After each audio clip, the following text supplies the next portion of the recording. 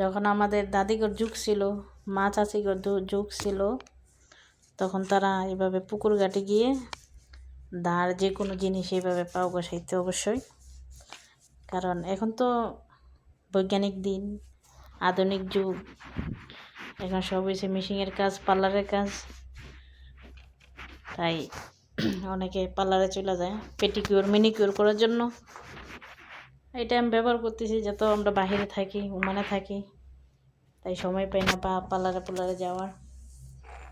তাই এটা ট্রাই করলাম যে আসলে কতটা উপকারী বা কতটা প্রয়োজন। আসলে দেখলাম যে এটা অনেকটা উপকারী, পাও প্রায় অনেকটাই আপনার যেই অপ্রয়োজনে যেই ফাটা দাগগুলো থাকে এইগুলো আসলে ভালোভাবে ঘষাইলে পানি দিয়ে কতক্ষণ নরম করে ঘষাইলে অবশ্যই অনেকটাই আরাম মিলে বা সফট হয়।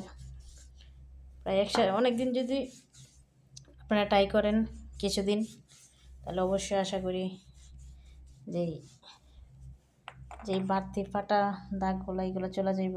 এই যে অবশ্যই যে উঠে দেখেন, এই যেগুলো উঠে ফেরে প্রায় প্রতিদিন ট্রাই করলে অবশ্যই আপনাদেরও থাকবে না। এই দেখেন, এই যে এটি উঠতেছে, এই যে উঠছে,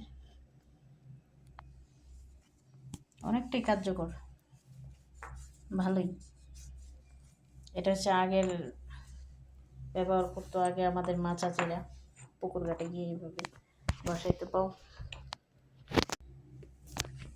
ঘষাইয়া ভালো করে পরিষ্কার করে অবশ্যই বেজলিং দিবেন।